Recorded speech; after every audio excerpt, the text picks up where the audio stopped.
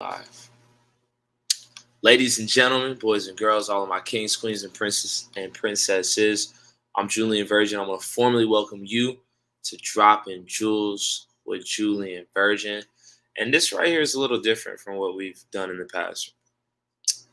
We've always done something that's been more or less formal, pre-recorded, but it was decided that we should do a live show every Tuesday at 8 p.m. So coming to you every Tuesday at 8 p.m.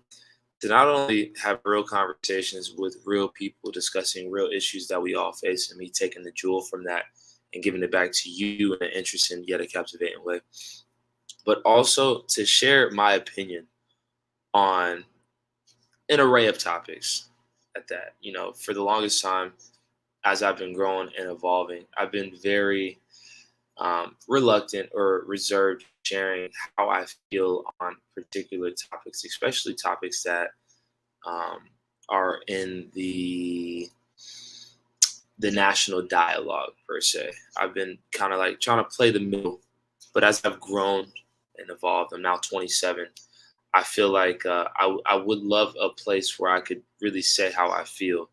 And I think that now where I'm at in life as a father, as an entrepreneur, and just where I am right now, I feel like I'm comfortable enough in my skin to be able to share how I feel on certain topics and certain issues, and to be able to stand on what I'm saying, but also be able to learn as I'm going. So, Dropping Jewels with Julian Virgin. Now that this is a live program, every Tuesday at 8 p.m., we will be getting into everything in an array of topics, and I look forward to sharing with y'all this journey and just staying consistent on a project, because I feel like ever since the wave came to an end on album 88, that's been the most difficult part about this journey, is just really staying consistent on a project. And I can't blame anybody else but myself on that, but I think now is the time for us to just get it going. And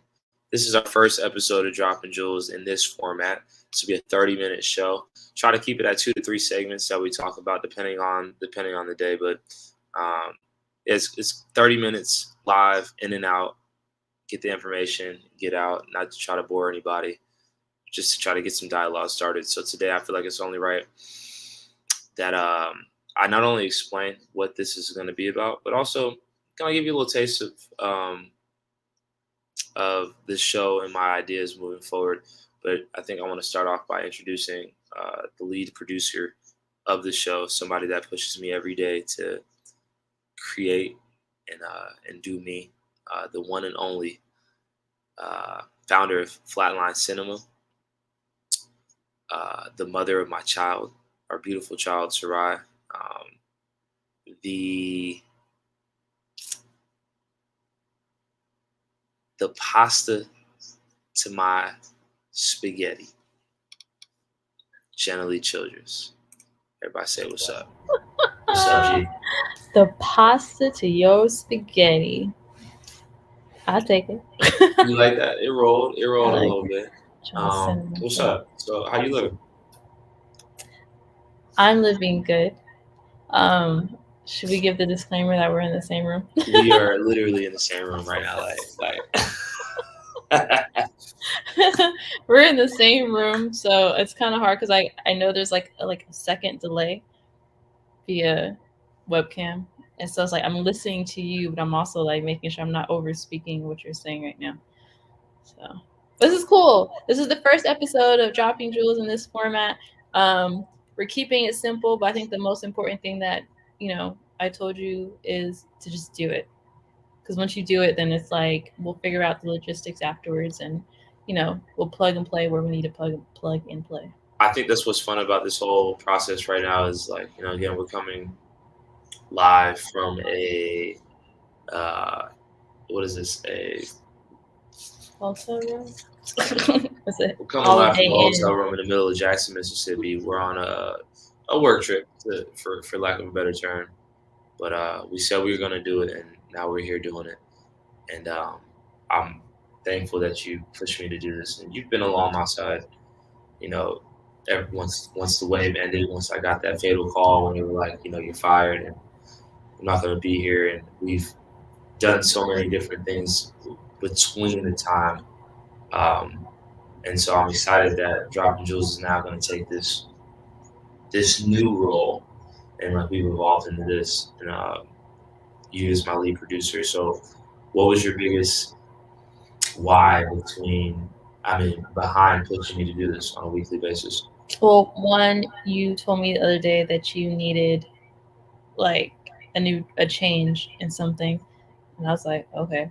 And then I forgot, it was story time. So he was telling me something. I forgot what story he was informing me about, and you had mentioned how people, either like the journalists within the story or people in the comments, were all kind of just like siding for the story, and some of the obvious questions weren't being answered, and you had questions about it, and you typically do, and I'm just like, you just need to talk about this. So I was just like, so let's do your own show. Like, let's get that started. Like, now you're talking about, one, you need something different, and two, you're talking about like no one's recovering this. I'm just like, bam. Like, you've been talking about doing a show. We've been talking about doing a show. Thankfully, like, we're a part of another organization that is doing something like this and similar, and has shared their ways of how they're doing it. So that kind of just made it easier for us to, I don't say like hop on like what they're doing, but like, this is just allowing us to expand our creativity and do something that we've always been saying that we and you've been wanting to do. Absolutely. I think this is necessary at this time too. Because again, I've always been very reluctant to like share my opinion because I've always wanted to play like the center and just listen to what some people are saying and just kind of, you know, be down the center with it. But I think that experience of me working not only in college radio but in corporate media and reporting news, reporting sports, and now being able to take a step back for a couple years and being independent now and look at things from a different lens and a different scope has really shaped the way that I view certain stories, especially the story that I wanted to talk about today. And I'm very happy that you could join me on this one. Is in the news here recently has been reigning NFL MVP Aaron Rodgers in regards to his vaccination status. He recently just caught COVID-19 this past week and had to sit out a game. And ever since news surfaced that he caught COVID-19, news also surfaced that he wasn't vaccinated. And it seems like this is a big issue in America right now, and a lot of people are very passionate on both sides of the issue, whether you should be vaccinated, whether you shouldn't be vaccinated, or that should be your own personal choice. And it's a story that's really again, this is something that's been going on here in the country for the last year and a half, and in the world. in the world, obviously, yeah, absolutely, it's been going on in the world, and I'm seeing an agenda being pushed from a lot of different entities, especially ESPN and Disney, on the importance of getting vaccinated and being vaccinated, uh, which people are going to stand on that level, on that side of the topic, and I completely understand why they would feel that way.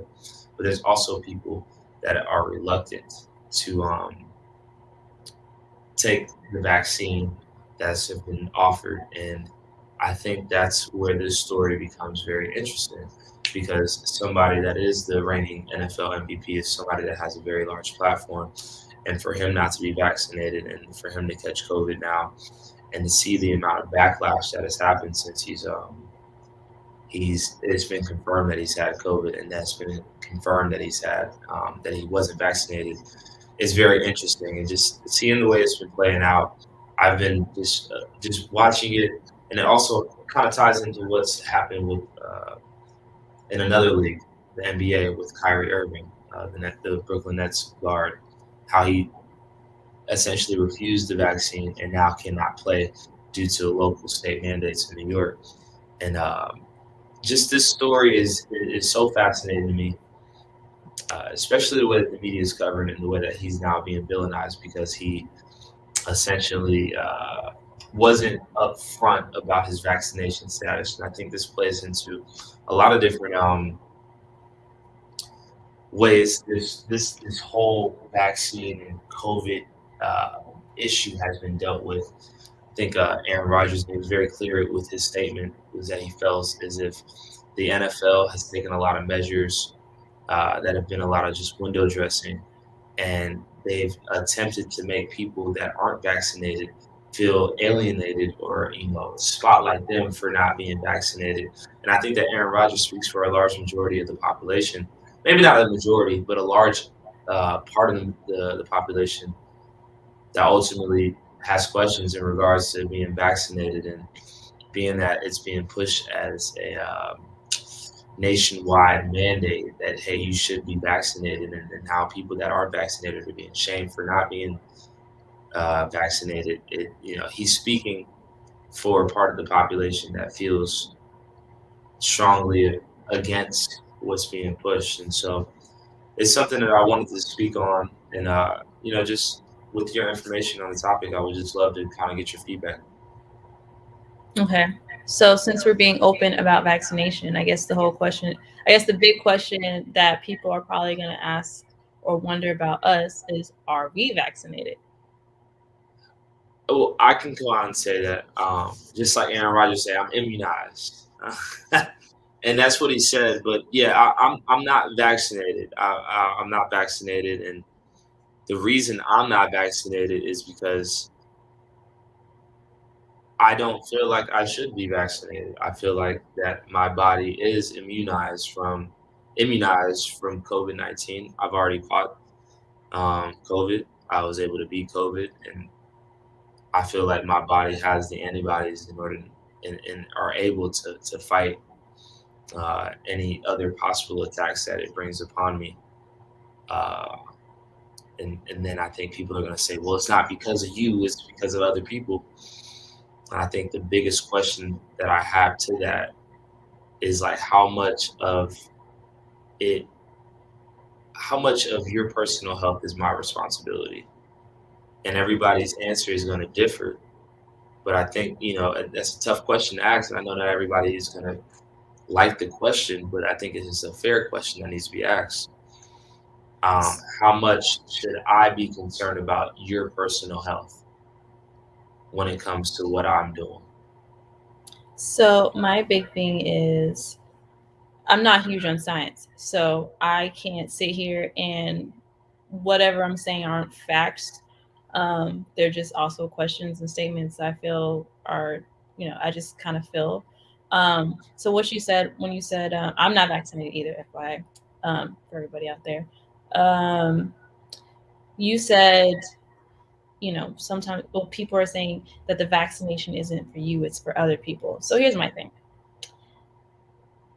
If I get vaccinated, that does not mean I cannot catch COVID. So if I get vaccinated and still catch COVID, I could still pass it to you, whether I'm vaccinated or not. So if you are worried about how your body is going to respond to something that someone who may be vaccinated or may not be vaccinated and they catch COVID and pass it to you, if you're worried about how your body's going to respond, you need to get vaccinated, not me. Because me getting vaccinated is not going to stop me from catching it and me from spreading it to you. You know what I'm saying? 1,000%. 1,000%. And I think that's kind of what goes into what Aaron Rodgers is saying. And a lot of people are saying, it's like, look, you have to do what's best for you in this situation. And health isn't a one size fits all. It's not like a blanket statement like, oh, this vaccine is going to take care of everybody. Take care of everything. I think it's more or less like, hey, if you feel the need to be vaccinated because you feel like you're a little bit more at risk for this virus, you should go ahead and do that. If I feel the need that I shouldn't do that, and I feel a little more confident in my immune system, and I don't want to do that, I should also be afforded that ability to do that in peace. Mhm. And I think this is kind of an overarching argument that's now happening in America, is that if you're not vaccinated, you're starting to be shunned for not being vaccinated, and you're the problem because you're not vaccinated. Yeah. And Definitely. it's unfortunate, and it kind of it adds to the divide that we're having here. At the end of the day, everybody wants everybody to be healthy, right?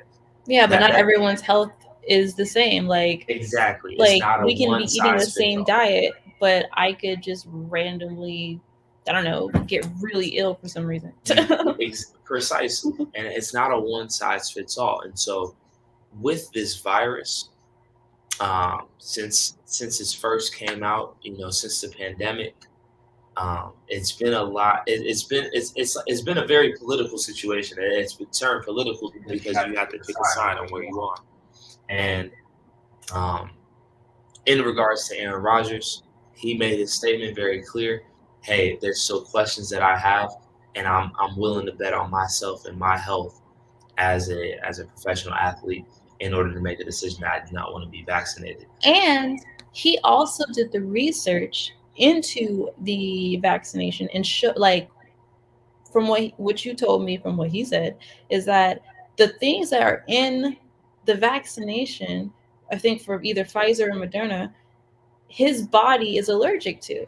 So he can't receive the vaccine, because if he receives the vaccine, It he might can be get more threatened it to might more him. threatening to him than actually catching COVID. Precisely, So it's precisely. like, all right, like I think people in the media, if that was something that he said, like you told me, then why aren't the journalists that were there or reporting on it, like, say, like, well, yeah, he's not vaccinated, but let's look at the fact that he can't take the vaccination because of the things that's in it, so it can kill him more than COVID-19 possibly can. You know what I'm saying? So I think one of the other bigger issues when it comes to this story in particular is that when asked is he vaccinated, Aaron Rodgers came out and he didn't say yes or no, I'm vaccinated. He said, hey, yes, I am immunized. So when someone doesn't give you a direct answer to a question, what does that mean? That they're probably not like, that's probably a big no. You know what I mean? When someone says I'm immunized rather than Again, vaccinated, like, that's two different things. so nobody questioned him about that, and so you can blame the journalists that were in that media session with him on that for not following up with, like, what does that mean? I think, look, at the end of the day, how I feel is like, look, Aaron Rodgers finessed, and they believe the finesse. And whose fault is that? It's their fault. It's not his fault. Are you mad at him for finessing? I mean, because he even said, like, look, I didn't really want to cause a big ruckus about this whole situation because you see people are getting canceled for not being vaccinated. And they're going away from whatever that press conference was probably actually about. They were probably trying to focus on, I mean, I don't know who Aaron Rodgers is. But to be fair, there was a big, and there still is, obviously, there's a big witch hunt for people who are not vaccinated. If you're not vaccinated, you are then scrutinized. Yeah. And so you can see how somebody could want to not say whether or not they're they're vaccinated because of the way people are reacting. Yeah. It's like, why would I sit here and, like, sign myself up for this? Now it's like, what was the whole press conference about? Like, do you know? Like, what did he do when he answered that question? He smirked and just said, I'm immunized. But was it like after a game? Was it after? This was training camp. This was way ahead of, like, the season started. Right? Okay, so people are just out there like, hey, how's your health? That was how a are you big looking forward question. to the season? Like, even now we're even going to like we're talking about NFL when it comes to Aaron Rodgers, but even at the NBA media days, the biggest question was about immunization, like whether or not you're vaccinated or not, because that became the story. And a lot of people are like, I think sports is always a great intersection. It's a great like test subject, like test case of, like, what's really happening in America. I'm not finding the right word, but sports, a lot of times you can see what's going on in sports, and it can kind of really tell you what's going on a lot in America. And there's a lot of people that are like, I'm not really not with that. There's a lot of people like Like I'm when the with Black it. Lives Matter thing, You know what I'm that's the saying? question. And again, as the NFL MVP, if he came out at that point in time and was like, no, I'm not vaccinated, and took his stance right there, that would have been scrutinized right there. That would have been news. And you're seeing a lot of people saying like, hey, oh, well, we would have respected him more if he was just a man and he just came out and said, no, I'm not vaccinated. No, Like, y'all wouldn't. No, exactly. It's like wouldn't. people are going to be mad regardless. If he flexed, if he didn't flex, because he didn't lie. He flexed. There's a difference. It's like there's a difference between a lie and a fib. That was more or less towards the fib side, in my opinion. And for people to get caught up in that fib, that's your fault. I don't know if it was a fib. I think it was just like a generalized like statement to the answer. Like, I'm not lying to you. Like, you just ain't tell the whole truth. I just didn't say yes or no. It was a possibly. It was a possible. And so, but again, it just kind of, the reason he even felt like he even had to give that answer was because of what's going on in the country right now. And in his explanation following him getting COVID, when he explained everything, he basically explained that in America right now, when it comes to the vaccine, people who are not vaccinated in the NFL particularly are basically like shunned, and they basically put like a big sticker, like you might as well just put like a big sticker on their forehead like, hey, I'm not vaccinated. Because if you aren't vaccinated in the NFL, you have to walk around with these masks and these quote unquote draconian rules that are put in place. And I think that should be brought into the larger discussion that we're having here in America. And in Aaron Rodgers' interview, he essentially said, hey, this shouldn't be a controversy. This should be part of a larger discussion. And I feel like in national media right now, that larger discussion is not being had because at the end of the day, there's an agenda that wants to be pushed that everybody needs to get vaccinated. Mm-hmm. And if you're not falling in that category, then you're other, and now you're being shunned. Excuse me. Yeah, definitely being canceled, and definitely your default as to why COVID is you're still at a thing. fault to why COVID, like COVID is going to exist, and it's going to have different variants. It's just now it's like they want to create a vaccine so that people can less people, when they do catch it, can like it won't be as harmful to them in their body. Creating a vaccine does not, I mean, because if a vaccine was to cure everything, the flu would not still be a thing. Precisely. And like like for people that think that the vaccine is supposed to just be like a blanket, like it's supposed to cover everything, like I think that's asinine. And then we run around, oh well, the science says. Well, the science also says there's a 3% chance of you actually dying from COVID once you get it. And it's like, okay, like what percentages do I want to choose? Like what am I comfortable with? And I feel like, look, if 3% is high for you, cool. Take it. Yeah, if like you have like complications. If it's not high for you, cool. Yeah. You should just be able to make your own decision when it comes to the COVID-19 vaccine, whether you want it, whether you don't. And it shouldn't be. Hopefully time heals all, because we're in November 2021. So it's like a year, over a year. It's over a year, going on 2 years in a couple of months. In 4 months, we'll be at 2 years. December, January, February, March. In 4 months, we'll be at 2 years. And so now we have a larger sample size of what the virus actually does, who survives, who doesn't survive. Maybe we're a little closer to herd immunity, and maybe we'll have some more answers. But ultimately, when it comes to the virus, I think there's been a understandable overreaction because it's something new. It's something that was taking a lot of lives, and it was something that we weren't really familiar. It was the unknown. Yeah. But now that we're starting to know more and that we're starting to see more, I think we just need to have a little bit more faith in our human bodies. But again, that's all up to everybody else's decision. Yeah, it should be your decision. Yeah, because some people, like, they have a very compromising health position, and it's just kind of like, you know what, I really can't afford to get sick. Like, some people get sick super easily. Indeed. And it's like, all right, well, if you're someone who gets sick super easily, or like every time you get sick is like really puts you down, like, yeah, the vaccine may be for you. But if we really walk around here acting like, okay, well, everybody, well, okay, you could possibly get me sick. Like, how are we supposed to function No, that's in not. this world? But And that's it's the like, really thing. and truly, if you are scared, you should stay home. Like, Yeah, you should stay home instead of putting me us all too. uncomfortable for being outside. Yeah, You know, and like if you're really afraid that you're gonna get this, well, you should you probably need to stay home. mitigate all the risk and stay in your comfortable bubble instead Exactly. of come out here and expect us to conform to what's gonna make you comfortable. Exactly. Because at the end of the day, again, I can be vaccinated. Like, okay, I keep up with the Kardashians, you guys. So, Khloe Kardashian had COVID beginning of 2020, right? Before quarantine. Well, I think this was like around the quarantine time. So she had COVID beginning of 2020. She now has COVID again, but she's vaccinated. She obviously recovered from the first time she got COVID. Um, she didn't spread it to anyone else. Her daughter didn't have it. Tristan didn't have it. I don't think any of her other family members really had it like that. So she was fine. But now she has COVID again and she's vaccinated.